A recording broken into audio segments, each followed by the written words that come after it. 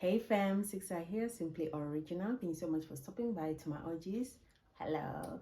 And to those that are new to my channel, you're welcome.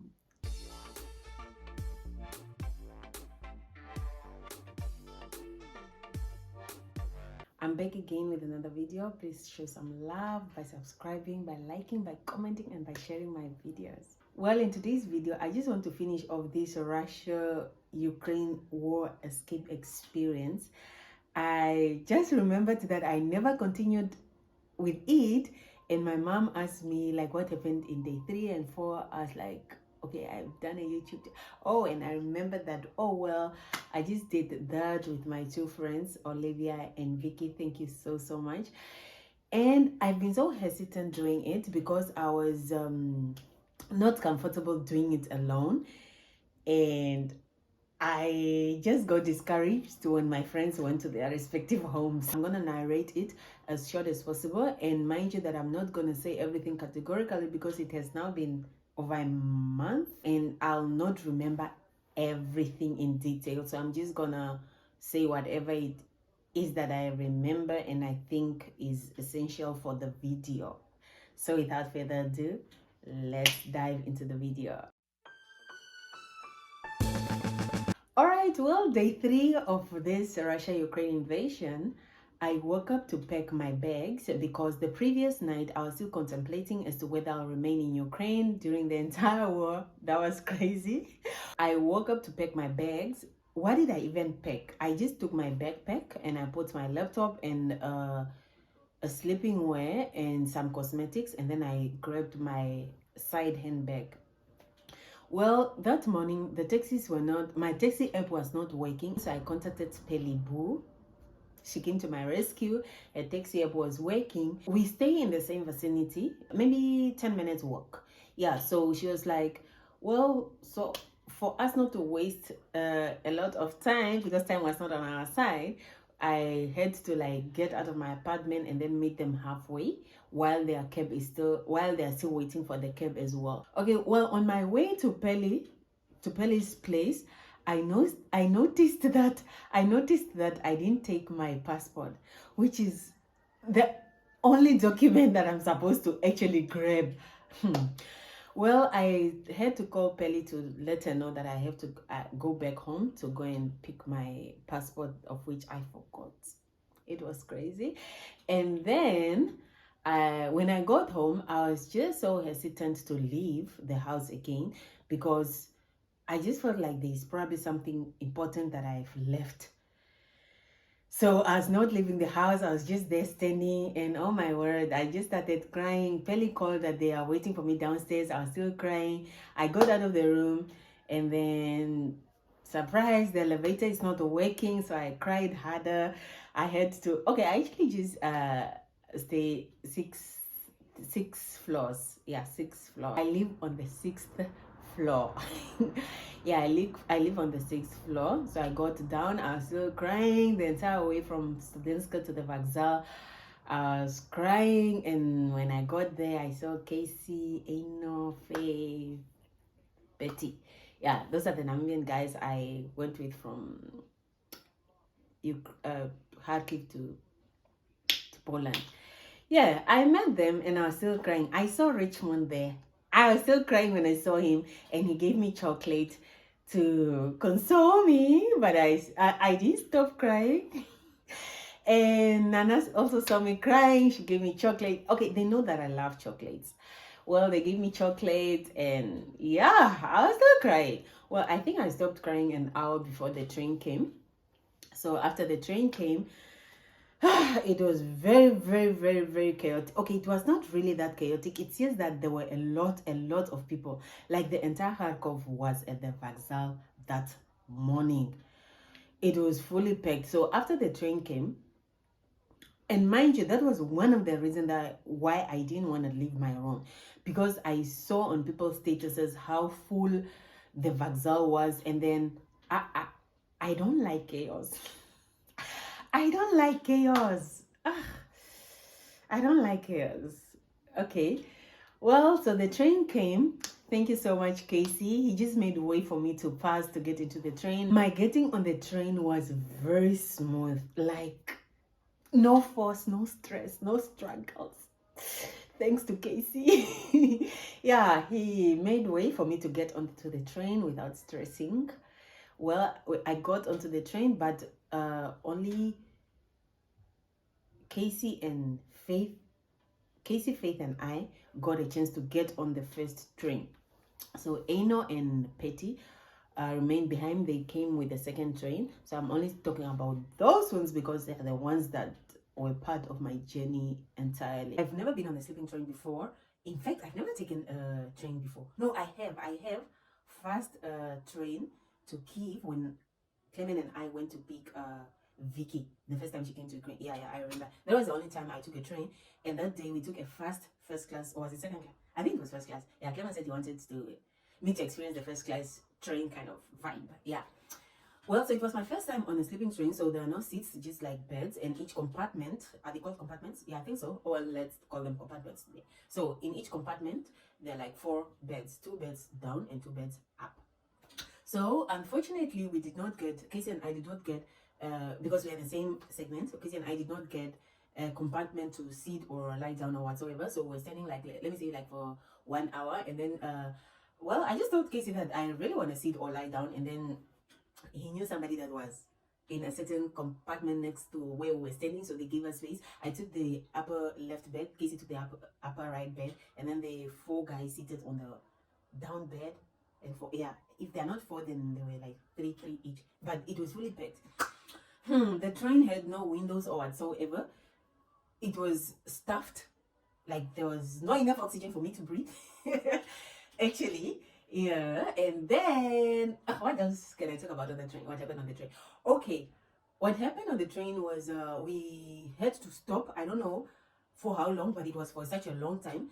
And by the time when the train was stationary, I was hearing some gunshots and some bombs, and I was mostly forcing myself to sleep because I did not want to hear anything or whatsoever. So every time I wake up, I force myself to sleep again, and thank God I just sleep just like that. Yeah, I was really comfortable. There was a point of which I woke up and then I saw that Kitty was not on his bed, and I took my phone, I called Kitty, and he was not picking. I got so frustrated, and when I just looked at the entrance of the compartment, Kitty was just standing there looking at me, laughing at me. Well, there was also something that happened when the train was stationary. There was a point of which I woke up and I could not force myself to sleep again. And then, like, I wanted, like, to recite Psalm 23, my public verse. I could not even remember anything. So I quickly had to text some people that I was constantly chatting to during the entire journey that I really want to recite Psalm 23, but my mind is so blank. And I texted several because I didn't know who was going to reply first, and I really needed to recite that verse that moment. Well, my people came through, some with text, some with voice notes, and then I felt much better. I told you Kharkiv's Vexel was loaded, right? I lied. Whew, the place that was full was Lviv's Vexel. The entire Ukraine was there. Do you understand? And these were one of the reasons why I didn't want to leave my room. Like, it's not that I wanted to just stay in Ukraine. Like, the experience, the place was loaded. Well, we met some Namibians from other cities there. Fred, Trish. Ooh, I just like that lady, like, naturally. It was my first time seeing her, but then the vibe was there.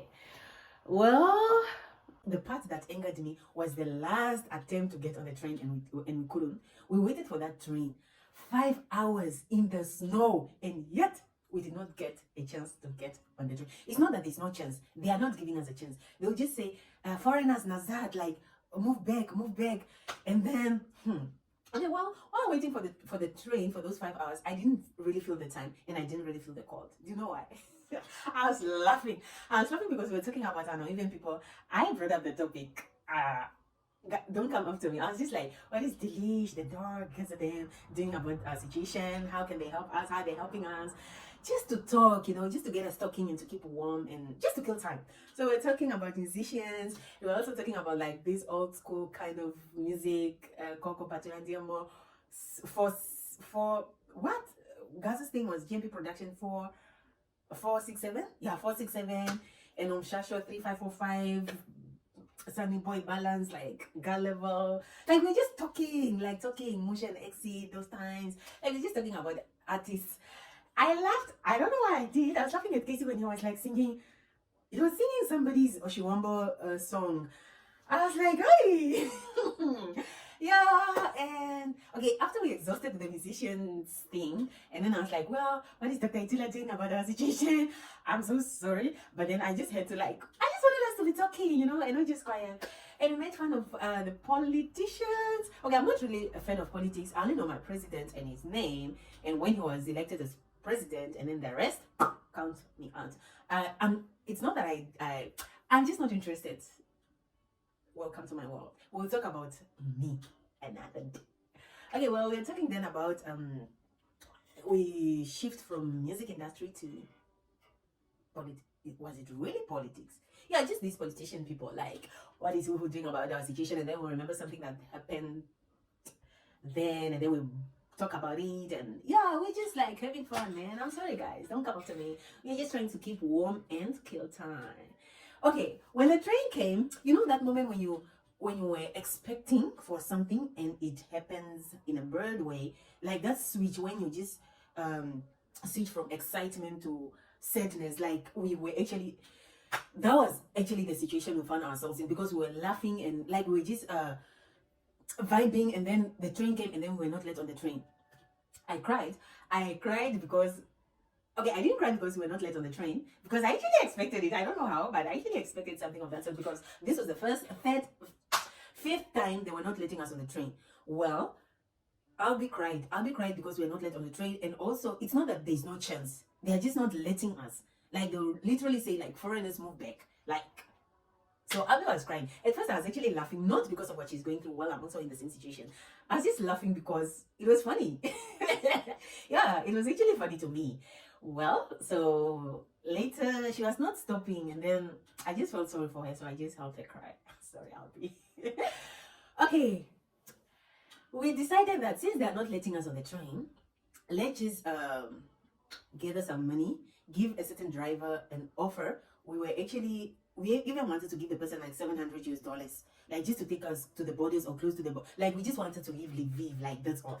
There was a point of which Casey wanted to go to a different country, and then I wanted him to come with me to Poland, because on my way to Lviv, I was chatting to an aunt, of which she gave me a number of somebody that is in Poland, and the person said they can only help me out once I get to Poland borders, but for as long as I'm in Ukraine, they cannot help me. So that is actually the reason why I wanted to go to Poland. But the Poland journey or road was not really that bad. It's just that we're not late on the train, and it was one of the toughest roads, because the other ones were easier. They just take a train to a different city, and then that city is close to that border, and then they go like without any struggle of foreigners, Nazads, and whatsoever. But then I wanted to go to Poland because of the man that is there that is gonna help me once I get to the borders. You get me?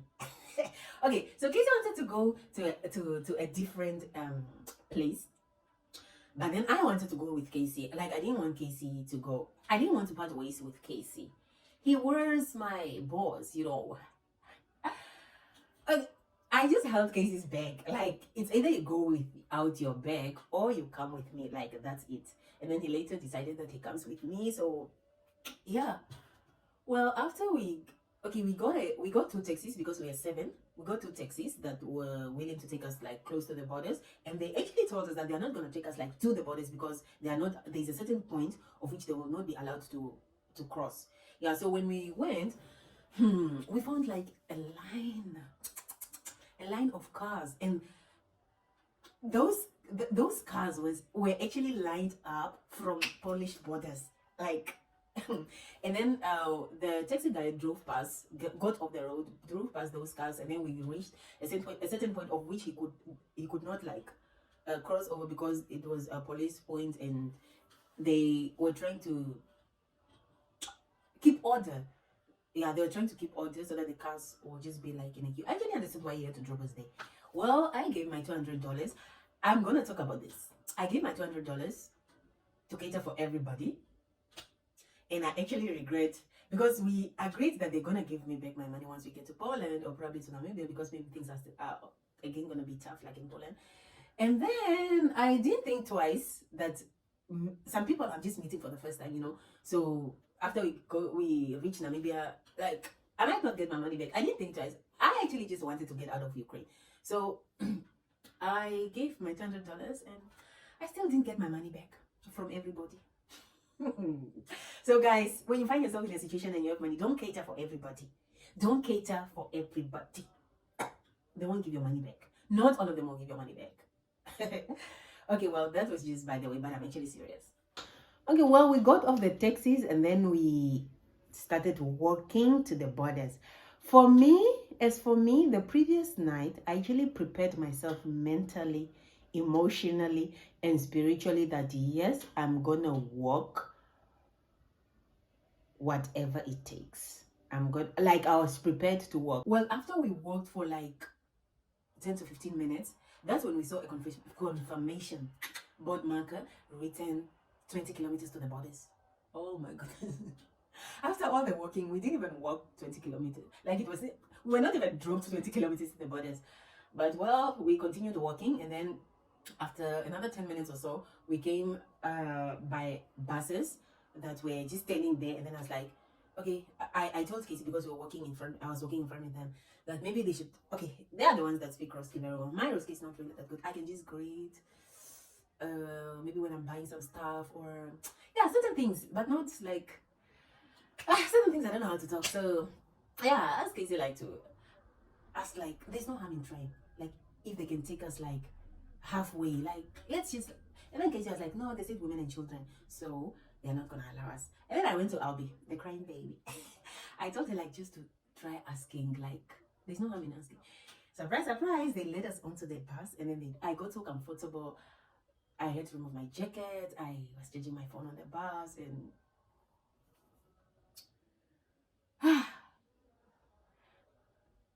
after seeing the distance, that the bus drove, that's when it dawned to me that I was gonna walk all these kilometers. Well, we were so lucky, honestly, because some people actually walked for a day. Like they walked in the morning, and in the evening they were still walking. I bet they were dropped very far. Okay, well, we got to the Polish border. Okay, we got to a point, and they said that we should get off for some reason. We got off, we continued walking. And yeah, I was in constant communication with the people that I was, like letting them know how far I am. We are now walking, we are now on the bus, we are now off the bus. And we go to the borders. Like, after we go to the borders, well, we probably stayed for an hour with all the stamps and everything. And then that's when we got to Poland. And that's when I texted the man that I'm now in Poland, and he gave us an address that we should be taken to, and we were catered for there. We met a nice guy, like his name is Frank. He was so nice. His services and hospitality was on point. They offered us literally everything except money. Yeah, that was my day 3 to, is it 5 or 6, Ukraine Russia war escape experience. When I got to Poland, I was excited, I was thankful, and yeah, and I thank you so much for everyone that was checking up on me and sending me money, because it was not easy. Thank you so much. Thank you so much for sticking with me till the end of the video. I'll see you in my next one.